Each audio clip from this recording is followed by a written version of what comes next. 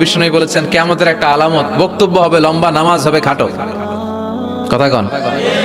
এখন নামাজ খাটো করে, রুকুতে পিঠ সোজা হয় না, আছে না নাই? রুকু দিয়ে দাঁড়িয়ে সোজা হয়ে একটু ধীরস্থির ভাবে থাকা, এটা ওয়াজিব। এটা কি ওয়াজিব? তরক করলে সাজদাতুস সাহু দিতে হয়, তাই না? কিন্তু আমরা রুকু থেকে কোন রকম মাথা তুলে সেজদায় দৌড় মারে, এরকম ডাকাইত আছে না নাই? বিষ্ণুনবী এদেরকে চোর বলছেন, আমি একদম বারে ডাকাত করে দিলাম। বিষ্ণুনবী বলেছেন সবচেয়ে বড় চোর যে নামাজে চুরি করে।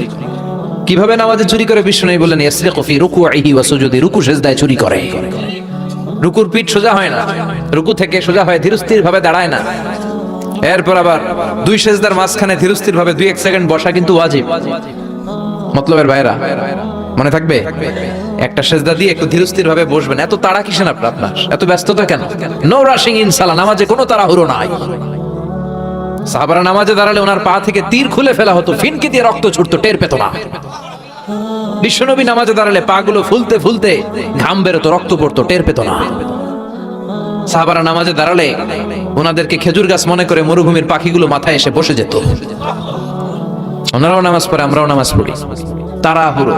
এমনকি বিশ্বনবী নামাজ শুরু হয়েছে, আপনি জামাত যে ধরবেন, দৌড় দিতেও নিষেধ করেছেন। সুবহানাল্লাহ পড়েন। ইযা উকিমাতিস সালাহ ফালা তাতুহা তাসআউন ওয়া আতুহা তামশুন আলাইকুম বিসাকিনা ফামা আদরাকতুম ফাসাল্লু ওয়া মা ফাতাকুম ফাআতিম্মু।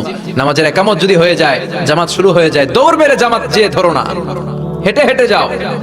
কারণ দৌড়ায় গেলে একটা ব্রেথ ইন ব্রেথ আউট, শ্বাস প্রশ্বাস নিতে নিতে তো কাম সারা। আপনি কার সামনে দাঁড়াচ্ছেন? সব রাজার বড় রাজা, মহারাজা। তার সামনে দাঁড়িয়ে আপনি এরকম হাঁপানির ব্যারামের মতো দাঁড়াইলে হবে? আপনি সুটেড বুটেড হয়ে, আপনি জুব্বা পাঞ্জাবি পরে আতর টাতর মেখে আগে আগে যে সুন্দরভাবে ধীরস্থির ভাবে দাঁড়াবেন। অনেকে এই কাজটা করে, অজুখানায় অজু করে আর রুকু ধরার জন্য দেয় দৌড়। মসজিদ ও টাইলসের মসজিদ, উল্টায় পড়ে, মুসল্লি একদিকে, লুঙ্গি আরেকদিকে। তাছাড়া নাই, টাইলসের মসজিদে কত মানুষ দৌড় দিতে যায় যে ঠ্যাং ভাঙছে, কোনো হিসাব নাই। এই দৌড়াদৌড়ি করবেন? বেশিরভাগ মসজিদ টাইলসের মসজিদ। সুন্নাহ মানলে নিজের জন্য সেফটি, ধীরস্থির ভাবে হেঁটে হেঁটে যাবে, তাড়াহুড়ো করা যাবে না। আমরা যেন ধীরস্থির ভাবে সালাত আদায় করতে পারি, আল্লাহ তুমি তৌফিক দাও। জান্নাতে যাওয়ার প্রথম কাজ জামাতে সালাত আদায় করা, ঠিক কি না? আউয়ালু মা ইউহাসাবু বিহিল আবদু ইয়াউমাল কিয়ামাতি আস-সালাহ। সর্বপ্রথম আল্লাহ তাআলা যেই জিনিসটার হিসেব আমাদের কাছে কিয়ামতের দিন চাইবে, সেটা কি? সালাত। সালাত কায়েম করো, সালাত কায়েম করো, হবে সম্মানী তুমি, হবে জান্নাতি তুমি, হবে সম্মানী তুমি, হবে জান্নাতি তুমি। দিবে কাল হাসরে শীতল ছায়া আরশে আজিম, রব্বিয়াল আলা, রব্বিয়াল আযীম, রব্বিয়াল আলা, রব্বিয়াল আযীম। সুবহানাল্লাহ পড়ো। সালাত কায়েম করতে হবে। কায়েম একা একা বললে চলবে? নিজেও যখন যাবেন, ছেলেটারও মসজিদে নিয়ে যাবেন। অনেকে ছোট বাচ্চা মসজিদে দেখলে রেগে যায়, মতলবে এগুলা নাই। বয়স্ক মুরব্বী চাচারা কেন যে রেগে যায় বুঝলাম না। রাখবেন না আপনারা। ওরা চিল্লাচিল্লি করবে, আওয়াজ করবে, কিচির মিচির করবে, এটাই তো বাচ্চাদের সৌন্দর্য। চিল্লাচিল্লি কি আপনারা করবেন? 80 বছরের বুড়া মানুষ লাফাইলে ভালো দেখা যায়? কথা কন। লাফালাফি দৌড়াদৌড়ি করবে ছোট বাচ্চারা, ওরা একজন আরেকজনের কামড় দিবে, ঘুষি মারবে, খামসি মারবে। কথা কন। এটা বাচ্চাদের সৌন্দর্য, এটাই তো পৃথিবীর সৌন্দর্য। আমি পৃথিবীর অনেক দেশে সালাত পড়েছি, বিভিন্ন মসজিদে পিছনে বাচ্চারা চিৎকার চেঁচামেচি করে, কেউ কিছু বলে না। মাঝে মাঝে অথরিটি যায় বলে, এই মা বাবা যারা আসছেন বাচ্চাদেরকে সামলে রাখেন। কিছুক্ষণ সামলে থাকে, আবার চিল্লাচিল্লি শুরু। এটাই সৌন্দর্য, ওরাই তো চিল্লাবে। তুরস্কের বিভিন্ন মসজিদে বড় বড় সাইনবোর্ডে লেখা যে জামাত চলা অবস্থায় যদি পেছনে বাচ্চাদের কিচির মিচিরের আওয়াজ শুনতে না পান, তাহলে নেক্সট জেনারেশনের ব্যাপারে ভয়ে থাকেন। পিছনে যদি আওয়াজ শোনা না যায় বাচ্চাদের, তার মানে বোঝা গেল আমাদের নেক্সট জেনারেশন ওরা মুসল্লি হচ্ছে না, ওরা গেমস নিয়ে ঘরের ভেতরে পড়ে আছে, চিল্লা এখন ঠিক না। আর আপনি সালাত পড়তেছেন, পিছনে আওয়াজ, তার মানে আমার ছেলে নাতিপুতি এগুলো নামাজি হবে। কথা কন। সেজন্য বাচ্চাদেরকে মসজিদে নিতে রাজি আছেন তো? বাচ্চাদেরকে মসজিদে নিয়ে যাবে। এই সালাতের হিসাব হবে সর্বপ্রথম হিসাব। এই সালাতের হিসাব যদি সহজ হয়ে যায়, সব সহজ। সালাতে ঝামেলা তো সবটাতে ঝামেলা। বাচ্চাদেরকে মসজিদে নিবেন, অথবা ঘরেও জামাতে পড়তে পারেন, তবে শর্ত হচ্ছে আপনার স্ত্রী আপনার সাথে দাঁড়াতে পারবে না। দুইজন যদি আমরা জামাত করি, মুসল্লি বা মুক্তাদি, উনি আমার ডান দিকে দাঁড়াবে, ঠিক কিনা? সহিহ হাদিস অনুযায়ী সমান সমানে দাঁড়াবেন, আগে পিছে না, দুজনেই সমান। বুখারীর বর্ণনা, সমান সমান। তবে উনি ডানে দাঁড়াবে। আর স্ত্রীকে নিয়ে যদি জামাত পড়েন, উনি ডানে দাঁড়াতে পারবেন না, উনি পেছনে দাঁড়াবে। নারী আর পুরুষ একসাথে এক কাতারে সালাত পড়তে পারে। বিশ্বনবীর মসজিদে নববীতে মহিলারা সালাত পড়তো।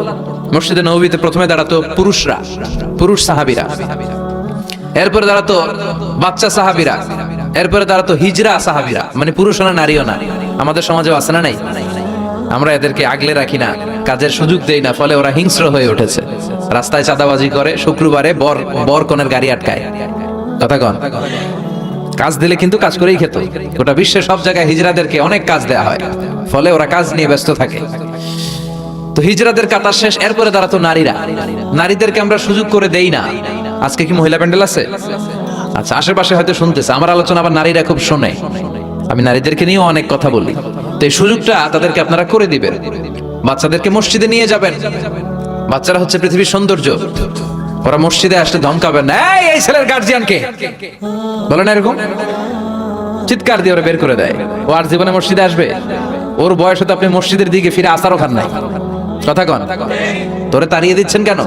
ওরা মসজিদে রাখেন। আসতে যেতে ও বুঝে ফেলবে যে এখানে কথা বলা যায় না, এখানে হট্টগোল করা যায় না, এটা ইবাদতের জায়গা, এখানে জিকির করতে হয় কার?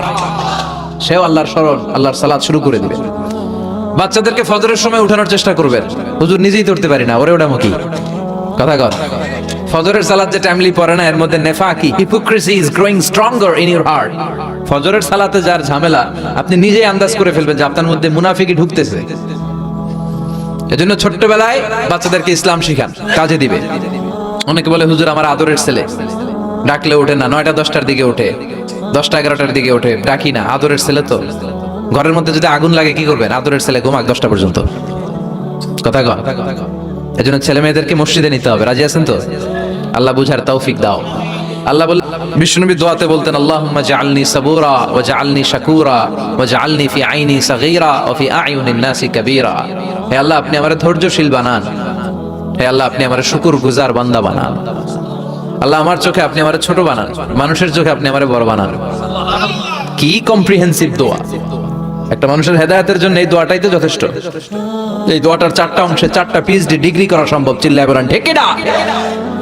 কি বাণী আমাদেরকে শিখিয়ে গিয়েছেন, কি অমূল্য রত্ন রেখে গেলেন, আমরা বুঝি না। আল্লাহ সহি সমঝ দান করুন। মরহুম হযরত মাওলানা ওয়া মুর্শিদুনা মুহাম্মদ মুবিন রহমাতুল্লাহ জয়নপুরী সাহেবের 2 দিন ব্যাপী 46তম বাৎসরিক ইসালে সাহাবের জলসা ও দোয়ার মাহফিল। স্থান হচ্ছে নারায়ণপুর ঐতিহাসিক শাহী ঈদগাহ ময়দান। এটা ঈদগাহ ময়দান, মাশাআল্লাহ। মতলব আকার রসিকারের সাথে আপনাদের খুব দুঃসম্পর্ক, একটাও দেন নাই।